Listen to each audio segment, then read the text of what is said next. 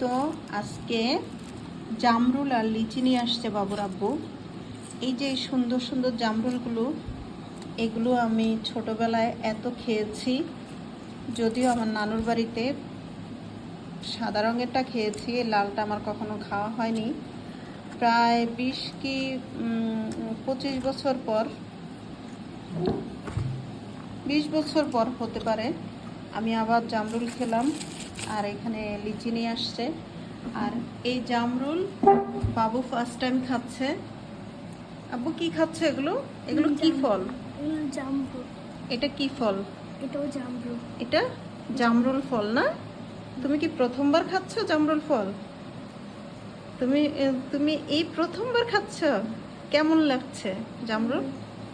জামরুল ফলটা কেমন লাগছে? মজা? আচ্ছা, আর সাথে কি খাচ্ছ? লিচু। লিচি। লিচি কি টেস্ট লাগে? আমার লিচু ভালো লাগে। ভালো লাগে, অনেক টেস্টি।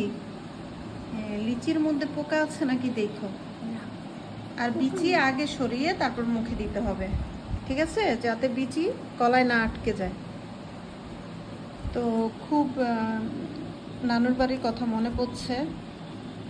আমি একদম আমার ছেলের মতো বয়সে গাছে উঠে বসে বসে এই জামরুল খেতাম। এত জামরুল ধরতো, সকালবেলা উঠে দেখতাম যে গাছের নিচে যখন ফুল ফুটতো, ফুলও ছড়িয়ে আছে, আবার যখন জামরুল ধরতো তখন জামরুল রাতের বেলা বাদুড় বা কোনো পাখি খেয়ে মানে একদম ছড়ায় ছিটায় রাখতো। তো খুব ভালো লাগতো সেই সময়টাতে, আবার ফিরে গেলাম। সেই সময়টার কথা খুব মনে পড়ছে। তো অল্প করে নিয়ে আসছে বাবুর আব্বু। আমরা আসলে অনেক দিন এগুলো খাই না, তো মানে এগুলা খাবো কি না এটা ভেবে অল্প করে নিয়ে আসছে। আর আমার ছেলের সাথে এই জিনিসটা পরিচিত করে দিলাম। ও এই যে ফলটা খাচ্ছে, ফলটার নামটা সহ তাকে বলে দিচ্ছি। আমার স্মৃতিটাও আমি একটু মনে পড়লো।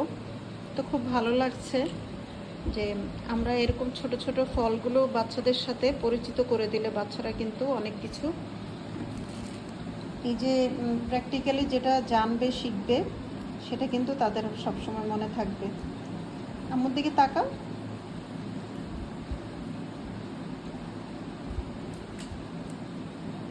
ভিতরে ময়লা আছে, ময়লাটা ধুয়ে পরিষ্কার করে নিচ্ছ না?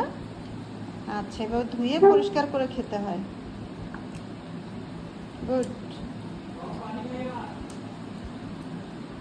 আমি তো যাই না।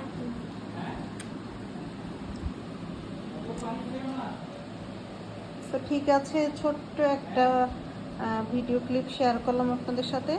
আজকের মতো বিদায় নিব। আল্লাহ হাফিজ, আসসালামু আলাইকুম।